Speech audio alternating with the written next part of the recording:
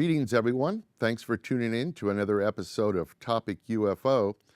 Tonight, we have a story of contact and abduction. Our guest will be Debi Tripp, who has just recently come out publicly and started to talk about her experiences. I believe we're her second or third interview, so we're very lucky to have her on. Debi has had experiences, she thinks, throughout her life, but it's been since November of 2011 that things have really started to get rolling, I guess you could say. And she's going to be here to talk to us about those experiences. Before we get to that, though, I wanted to remind everybody that Topic UFO is now available on your Roku device. All you need to do is go to the topicufo.com website, click on the Roku button, and there'll be instructions there on how to add the Topic UFO channel to your home Roku device. If you don't have a Roku device, you should think about getting one because they're really awesome little devices, and it allows you to watch the show from your easy chair or the couch and not be tied to a computer screen. So, we're going to take a quick break, 30 seconds, and we'll be right back with Debi Tripp. Don't go away. He's here! My mystery date! Mystery date. Are you ready for your mystery date? Don't be late, it could be great. Open the door for your mystery date. It's Mystery Date, the thrilling new Milton Bradley game of romance and mystery that's just for you. And you. And you. And you. Mystery Date. Will you be ready for swimming? Or a dance? When you open the door, will your mystery date be a dream? Or a dud? Oh! Fun and surprises. That's Mystery Date.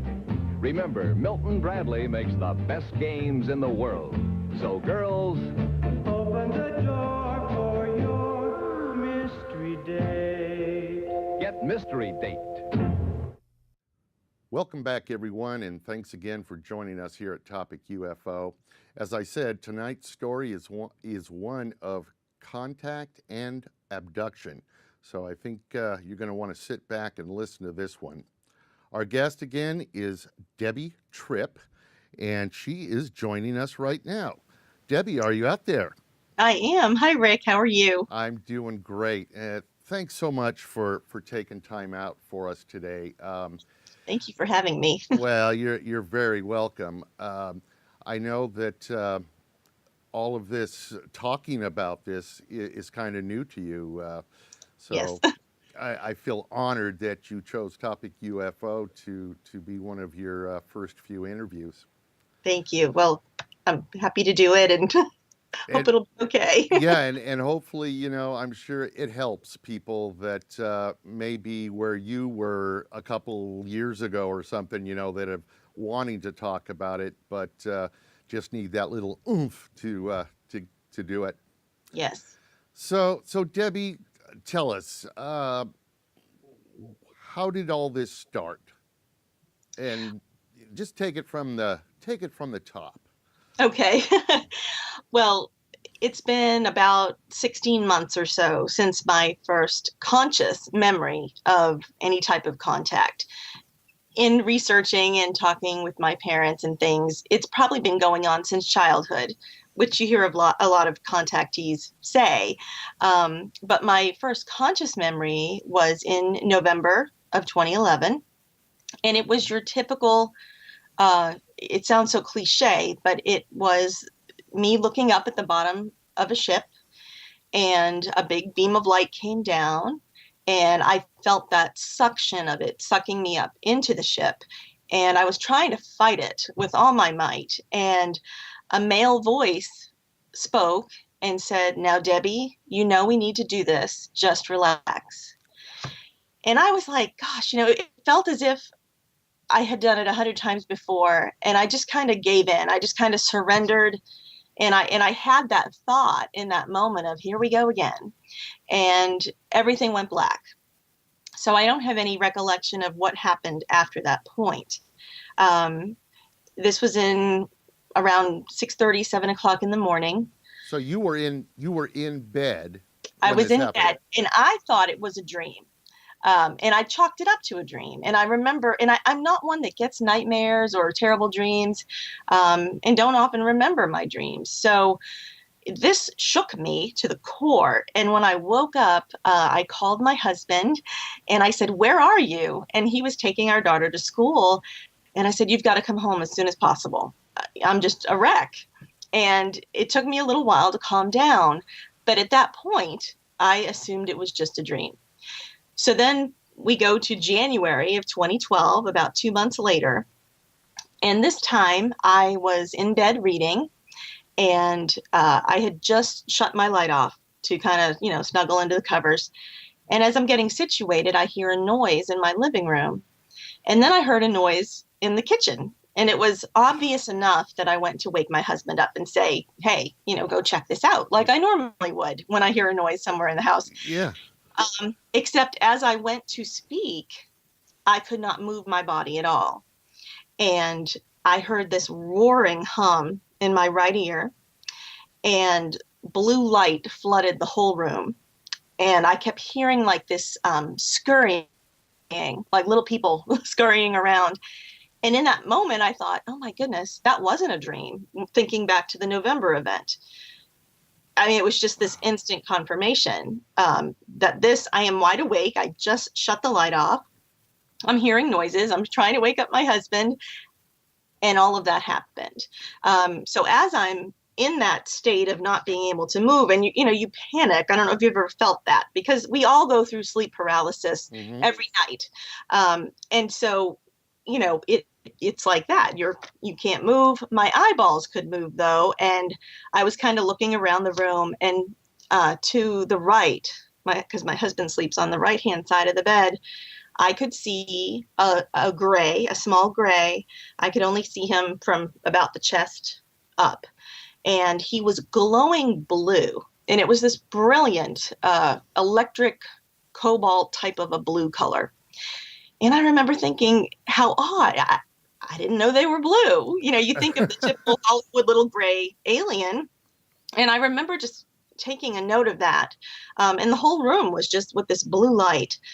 Now, let me ask you, so there's no way you could have been asleep yet, right? Because you say no. I mean, I had just shut the light off, and I was hearing sounds and consciously wanted to wake up my husband next to me.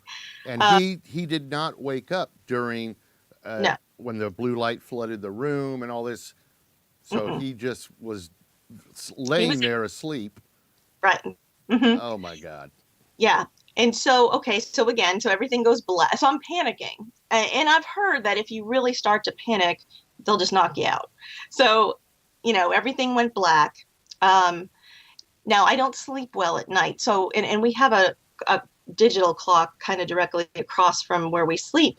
And I'm always conscious of the time because I don't sleep that well at night. I'm an insomniac. And, I had looked at the clock when I shut the light off.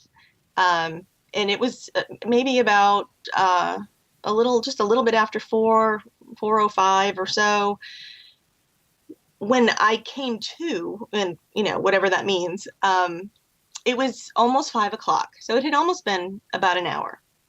And so at that point, now that I can move, and I felt drugged. I felt like when you're coming out of anesthesia, that kind of a feeling. Clouded Yeah. mind type of feeling. Yeah.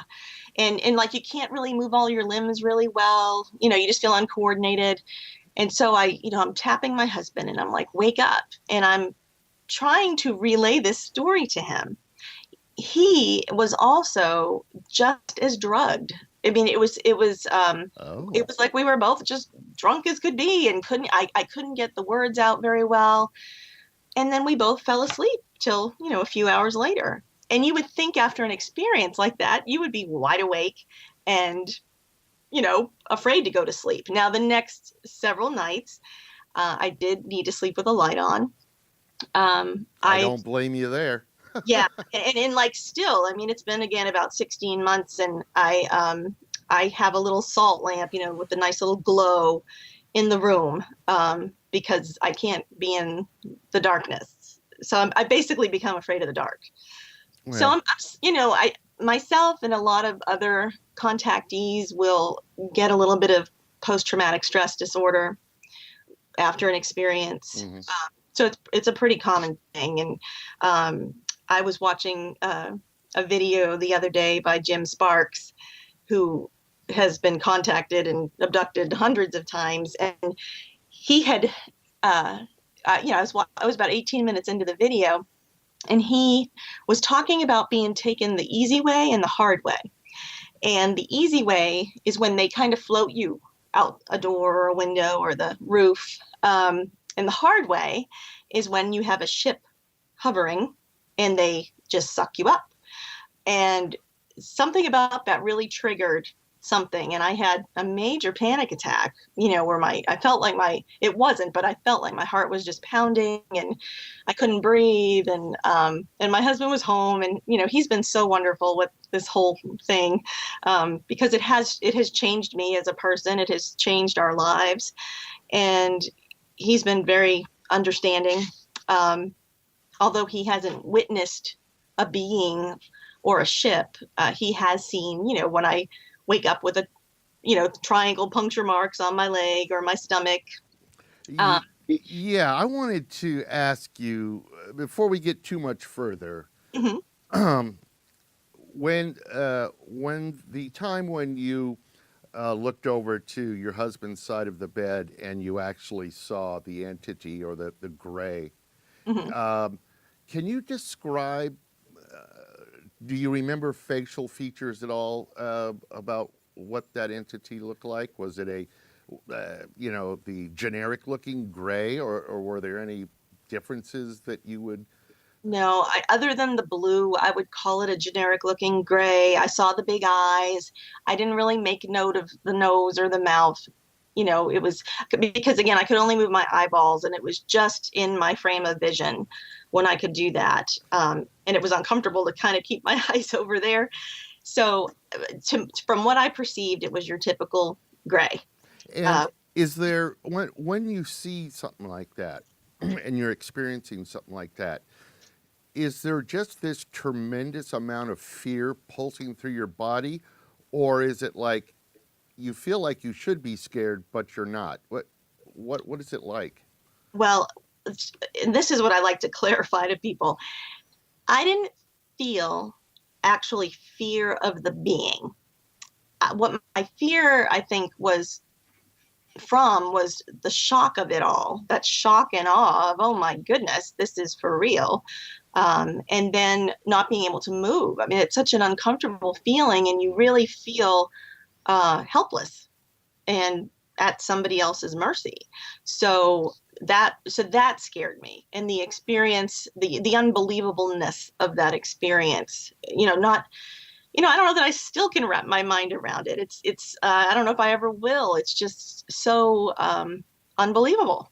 And it's the stuff, I always tell people, if this was an angel or a ghost, you could almost relate to that because it kind of fits your paradigm Hmm of what you're brought up with. You're not brought up believing in aliens. I mean, it wasn't a subject that I was ever interested in. But it became a subject that I totally immersed myself in. So since that time, since that January incident, I have been immersing myself in the subject and found a wonderful support group online where we have video calls, and we meet twice a week. And it's been really great to hear other people that have had these experiences too. You Now feel a little the foundation. I'm sorry, the people that are in your group, Mhm. I take it you share stories. Does there seem to be commonalities with your experiences? Yes, some of them. Now, I would say 3/4 of the group are reptilian experiencers. And that's not my story. Just a couple of us are gray experiencers. Me and one of the other girls are both adopted. And we thought that was kind of interesting. And then myself, another girl, and one of the guys, we've all had this experience with a hooded being and a council of beings.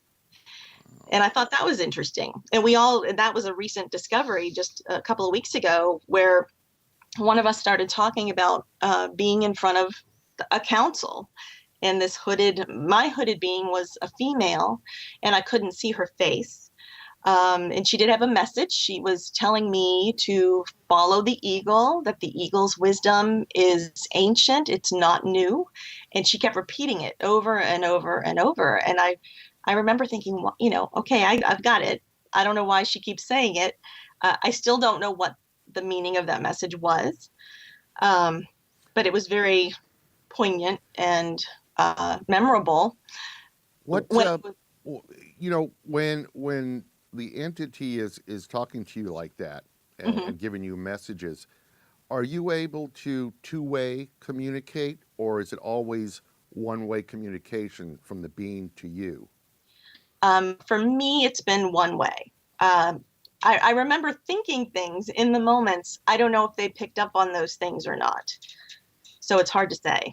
I'm not sure.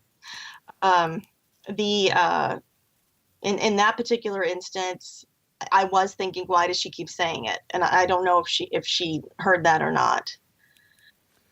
Now, how many contacts or abductions have you experienced? Has it been those two, or Oh no, there's been goodness. It's been fairly regular every 2 weeks to 2 months since that November of 11 incident. wow? Yeah. And, a lot of time, and the only, well, I mean, of course, it was unsettling, the dream, the first one. I think thinking it was a dream and chalking it up as a dream helped. That second one in January, where they were in the room, was so ultimately real. I haven't had anything like that since then.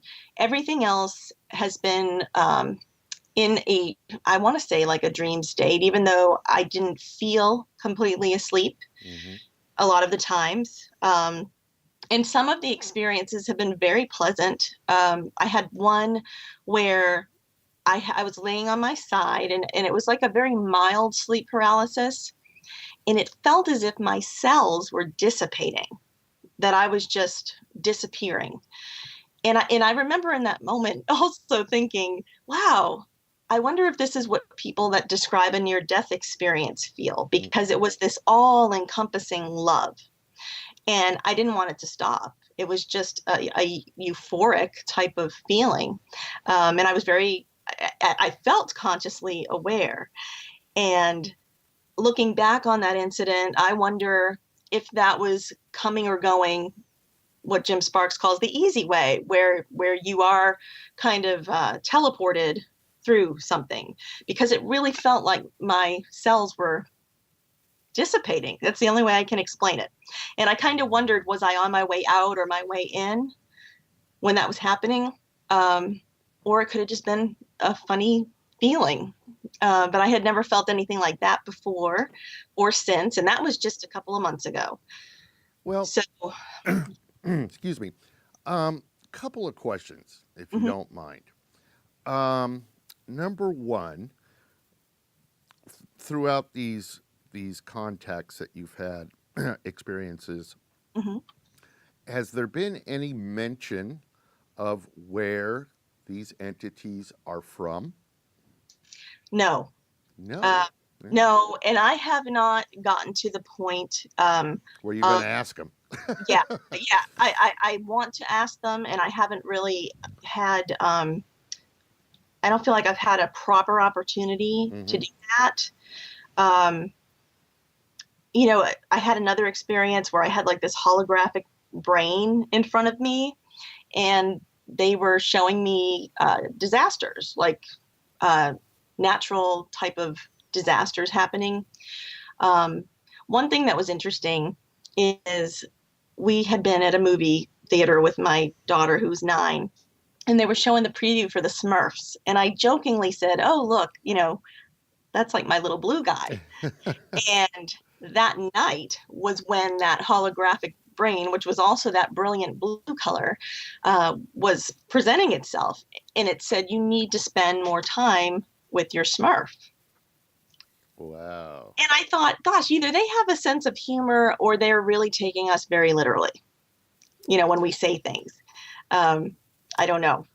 So even in that experience, I didn't feel, or I didn't think to ask. Sometimes these things happen and you think you're prepared with what you want to say next time, and then the opportunity leaves you. So it's hard to plan it. Now, you provided me some photos with some red dots on your skin in a triangle, right on triangle formation. Yeah. Where did that come about? Did that something you noticed after one of these contacts? Yes. The one on my stomach, I've been journaling all this, and I can't remember exactly what happened when I woke up with that. The second one, which was on the leg, that my husband was going out of town for a few nights, and it was my first time being without him since all of this happened. And I was having some major anxiety over how to cope those evenings. So I had been told if you just ask to be left alone. And there was a time where it was happening. It had happened a few times in the same 2-week period. And I said, okay, I need a break. I just kind of telepathically meditated for a minute and said, I need a break. And I don't recall anything happening after that until about a month or so later. With my husband being gone, I said, I need you to not contact me at all while he's gone, because it scares me. And I really don't want to even though I know he's pretty much helpless when it's happening anyway, psychologically, it was just okay, I can't deal with it on my own. So when he came back, so I had no problem. I got through, I think it was 4 nights he was gone. I got through it and I felt great. So the night he came home, I kind of meditated again, and I kind of jokingly said, okay, the portal's back open. It's back open. And it was that morning, the next day.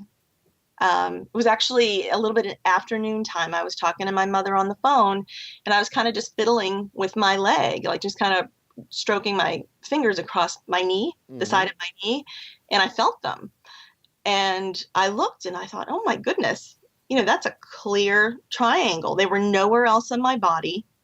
A lot of people were like, well, maybe it's bed bugs. And, we went through the whole, They don't look like bed bug bites to me. No.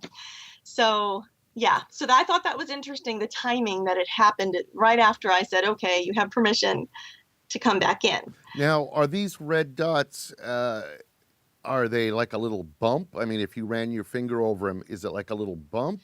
Or yeah, that one, the ones on the leg were like bumps. I've had the ones on the stomach were more like puncture marks, and I've had singular ones also show up on my stomach that are more like a pinprick as opposed to a raised bump. But no recollection or memory of how you got them. No. Wow. Yeah. Very, very strange. So you also provided me with something you call star writing. What can you tell us about that? That was something that I had a sweet Facebook friend. She offered to do, she called it a writing for me. And I said, yes, I would love that. And it was beautiful. And it was a few days, and I loved it, and I thought, I'm going to meditate with this and just see what comes from it. And I hadn't had a chance to do that yet. And then a few days later, I felt like this, it was like a bubbling up. And I'm assuming this is maybe what channelers feel when they need to speak words, where it just kind of comes out, because that's what I've heard from some people. And I closed my eyes, and just all of what you saw there was with my eyes closed. And I just started writing. In the short one, I felt like that was very precise. The longer one, it felt like such a release to to get it out.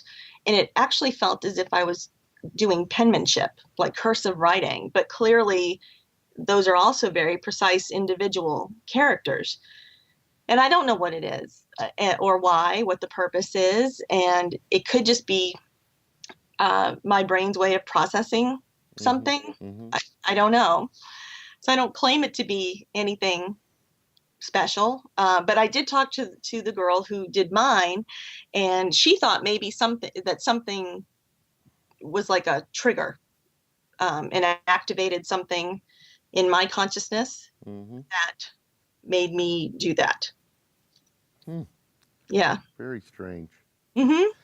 You know, and also you said that I think it was your father Mm-hmm. had seen a UFO or something near your house. He saw he had 3 sightings within that, like the week before and the week after that November incident where I was sucked up into the ship. And my dad's 81. He doesn't believe in any of this stuff.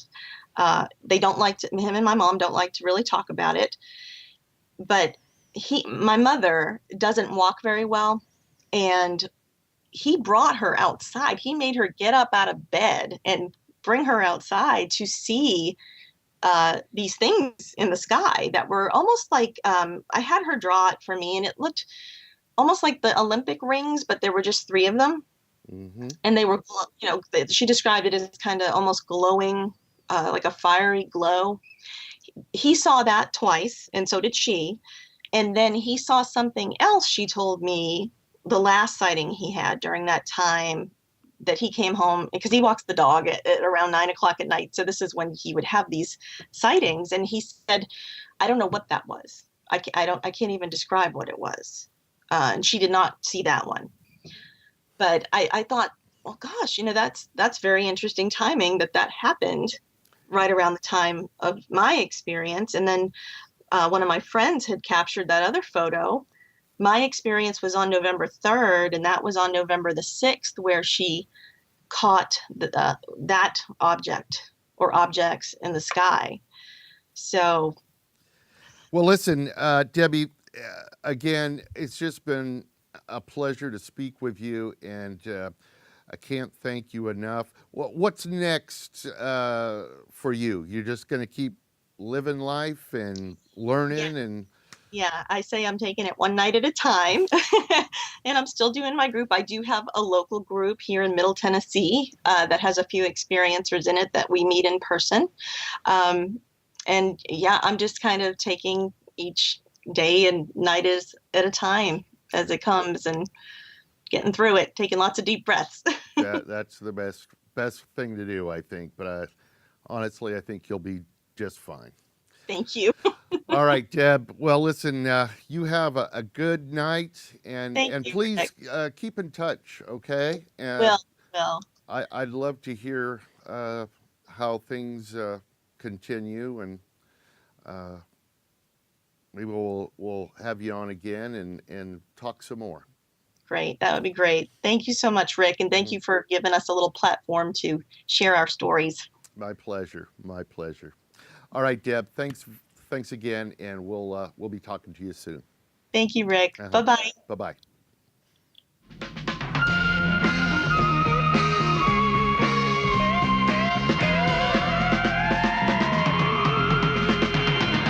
Open the door, you'll find the secret.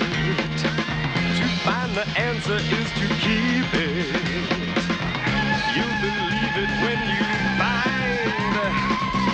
something screaming across your mind. Green slime.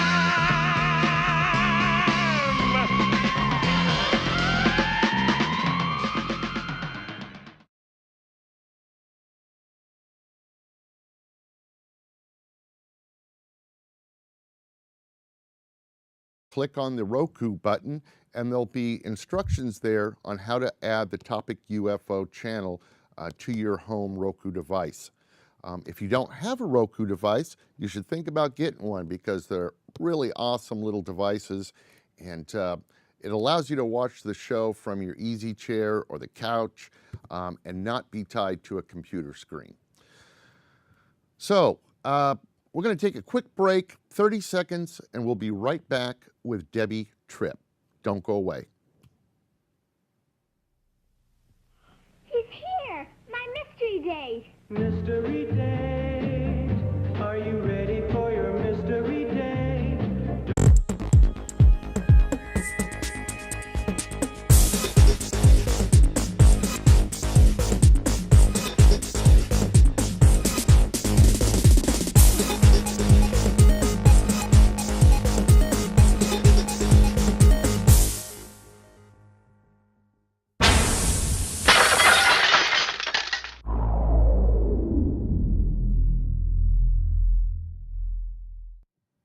Greetings, everyone. Thanks for tuning in to another episode of Topic UFO. Tonight, we have a story of contact and abduction. Our guest will be Debi Tripp, who has just recently come out publicly and started to talk about her experiences. I believe we're her second or third interview, so we're very lucky to have her on. Debi has had experiences, she thinks, throughout her life, but it's been since November of 2011 that things have really started to get rolling, I guess you could say. And she's going to be here to talk to us about those experiences. Before we get to that, though, I wanted to remind everybody that Topic UFO is now available on your Roku device. All you need to do is go to the topicufo.com website. Don't be late, it would be great. Open the door for your mystery date. It's Mystery Date, the thrilling new Milton Bradley game of romance and mystery that's just for you. And you. And you. And you. Mystery Date. Will you be ready for swimming? Or a dance? When you open the door, will your mystery date be a dream? Or a dud? Oh! fun and surprises. That's Mystery Date. Remember, Milton Bradley makes the best games in the world. So, girls, open the door for your Mystery Date. Get Mystery Date.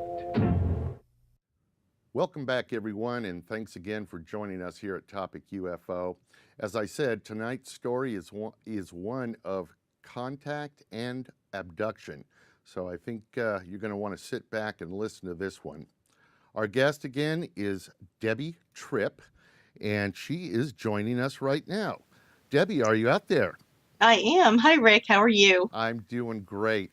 Thanks so much for taking time out for us today. Thank you for having me. Well, you're very welcome. I know that all of this talking